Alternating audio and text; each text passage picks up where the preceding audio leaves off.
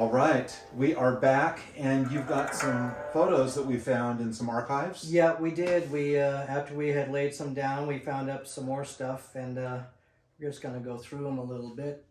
First one I have here is with a gentleman. His name is Ron Ito, and I met him when I was working at Holiday Health Spa, which we talked about when I was going to school and everything at the time. And he had his black belt in Shotokan and Koshinkai. A very, very hardcore Japanese system. Koshinkai is tough. Oh, he was a tough dude. I mean, totally ripped. He did nothing. He didn't lift any weights. Like go to the gym. He did push-ups, dips, pull-ups, leg raises. You know, everything that's just natural body weight like gymnasts do. Plus doing all of his martial arts that he did. Yeah, that's all you just need. Just ripped up. Wow. You know, hundreds and hundreds of push-ups and sit-ups and leg raises and that such. But amazing guy. Also during that time when I was when I was at Santa Monica Hospital, when I was doing physical therapy there, I met two other guys that trained in Taekwondo, Budokan, and another guy that was in, oh my goodness, what was it? It was another Japanese system, Shidoru, yeah. Like S-H-I-T? Yeah, Shidoru, yeah. But he had studied that, and so we were going to do this demo for the hospital and for some of the seniors, and we had a lot of senior people that came to the physical therapy unit and things like that. So they had a big day to where everybody, you know, kind of showed off their things. It was a whole hospital thing. It wasn't just for seniors, but it was everybody. And then we did each of our styles of martial arts to give them a show of that. And I did forms, and then I did weapon, and then I did some breaking. I did a cement slab, you know, with a fist, and then I did about 3 or 4 boards with an elbow strike with the guys holding. That's what some of these pictures are that we'll see. And then I found another picture of my very first studio in Hawthorne that we had discussed as well. That was the story I told you about when Danny and Sana was there, and I had some other guys visit, and they were very shocked to see, like, what are you doing here? We got a school up there. They were another martial art studio that had a school a few blocks up the street. Back in the day, you had to go talk to the other school to see if it's cool that you have your school there. But I was further enough away from theirs that it wouldn't be a problem, and they were a whole different thing than I was, you know? So, but they were coming to talk a little smack to me about that. And Danny, our bathroom was outside of the studio, connected to the building, because it was a 2-story office complex thing. And as they're talking to me about, you know, you didn't ask, they were being kind of forceful, you know. And I was already on my defense a little bit of, is this going to go down to something or what? And just so happened Danny walks in there, he goes, hey, what's going on? Is there a problem? And then they notice they're looking up, talking first without really looking in the studio. It's like pictures of me and Chuck Norris, pictures of me and Danny Asano, pictures of, well, you know, Bruce Lee, and I was sitting there like, and then they turn around and they're looking right at it, at Guru and Asano. And they're like, oh, Guru, Danny, how are you doing? You know, it was very, very embarrassing for them. And then we went to, I remember Saul Kaliwalu, our friend, who you know too. He had his tournament all the time in Orange County area, or close to, you know, out past Westminster and all around that area. And we went there every year for him, and we brought home first, second place, and a couple of things of weapons. And so that was a lot of fun too, which we'll make sure you guys see. Also, we have a picture of me when I was in pre-med school. I'm going through physical therapy. And then when I graduated from chiropractic school at Los Angeles Chiropractic College, and I was in Whittier, California. So we got some pictures of that we'll add in there. And also Dr. McNabb, Betty McNabb, who I worked in her private practice down on Avenue I and Redondo Beach. She kind of was the one that kind of gave me the whole idea for, because she had a spa.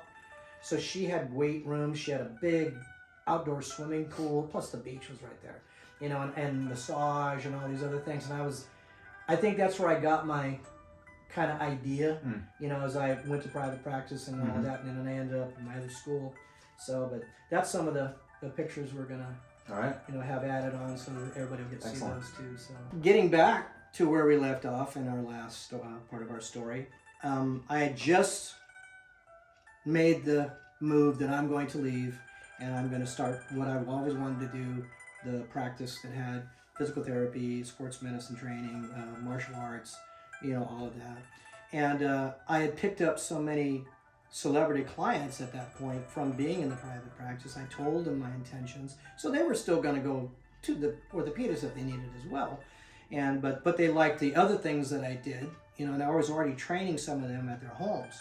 So I thought, well, I got enough to make this work, because a lot of them lived in Malibu or the Pacific Palisades or in Brentwood or so I decided to build it in Pacific Palisades, right at the bottom of the Highlands Hill, right across from the Self-Realization Center where part of Gandhi's ashes are buried. Wow. And so it was kind of a really spiritual energy place, Plus there was old Indian burial grounds up in the hills for the from the Indians of that era in California.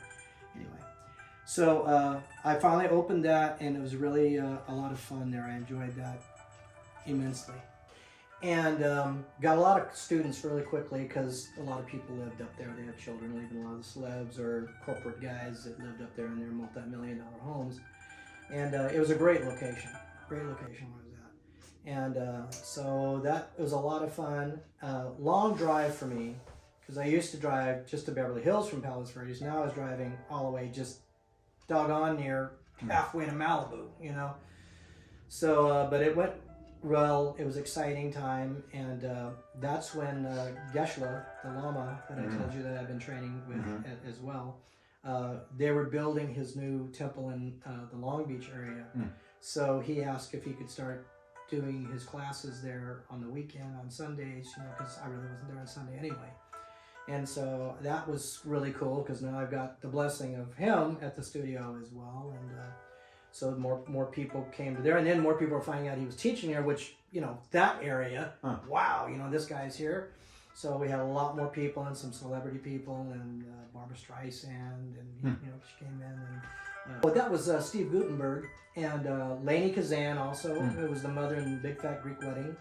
And so things were just really kind of coming together. So it was a great place to go and work and train and teach, and I was doing really well success-wise there. But then I just, later on, just that drive was getting to drive be wore you down a bit much, and but the best part about it was I got to be with also a producer that I met there, who actually was trying to get some movie type of situations for me too. It was John Fasano, and Rapid Fire with Brandon Lee. Oh, great. And she wrote the script for that, and then they were supposed to actually be the producers and everything for The Crow, which we know was the end of Brandon's life. And John was very furious about that, because he didn't like the company that got the gig.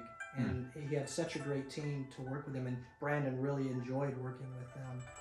And I remember John and I watched Brandon grow up when I was in Danny's studio, for faces of Jeet Kune Do and Kali. So Brandon would always be there from time to time. And, actually, I worked on Linda, Bruce's wife, Linda Lee Caldwell. When she came to South Bay Hospital, when I was working physical therapy there, she had been in an accident. Really? And I worked on her back. She gave me a beautiful picture of Bruce, and she signed, and best wishes for your school. What are the coincidences of that? I know, it's just crazy, But and I still got it to this day. Wow. It's downstairs right now. But so I got to work with her. So that day we'd had lunch with Brandon, with John Fasano. And I just remember him talking about it. He goes, this one's going to really take me over the edge, talking about The Crow. And I didn't hear anything. I hadn't seen him in weeks. And then all of a sudden I remember driving home that day, and I hear on the radio that he had passed, and which I had to pull the car over. It just shocked me. And so by the time I got home, because we had the old answer machine back then, I didn't have a cell phone or any of those big phones yet, which eventually I did. We all had one of those things, look like a walkie-talkie, right. And but I had like 19 messages on my voice machine, So then, but anyway, so then I met one of my clients who had his business in Long Beach, and he was very successful man, huge corporate business. and he lived in the Highlands at that time, and he and his wife and his daughter became clients of mine, martial art wise.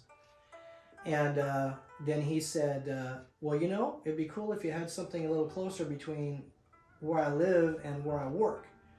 And he goes, I could financially help you get that going if you want. You know, he goes, you just scout out some locations and let me know. But in the interim, I had been studying with Jeff and Brian Hawkins, so I was getting more into the American Kempo more than I did in the past, and that's where you and I met at Brian's studio. We're connected more. We'd already seen each other. Excuse me. But we really hooked up more at the Hawkins studio. So I told Brian about that too, and he's going, yeah, if you can make that happen, that'd be really cool. You know. So he said, well, you're going to let the Palisade studio go? And I said, yeah, I think I'm just getting burned out on the drive as well. I had driven to Beverly Hills for 10 years. And now I've been doing this further for 3 to 4 years, from like 90 to 92, you know, 3 years. And then I just said, yeah, if we find something, I think I'm going to make that move, because they were renegotiating my lease at this place, because I didn't own that one in the Palisades. But I think they were going to raise it because it was in a very high-end area. So anyway, I finally found the place, which happened to be Mr. Norris's old studio, you know, down in Pacific Coast Highway and Avenue I. And then we made PCH and PV Boulevard. Yeah, well, PV Boulevard and Avenue I. Avenue I. You know, there's a catty corner. From That's a huge intersection. That was a major. Well, that's why he had a very successful school there, too, because there was a lot of Torrance, traffic. Redondo Beach, Torrance Beach, leads up to PV. Yeah. I mean, that was a key pivotal. And then we had all glass.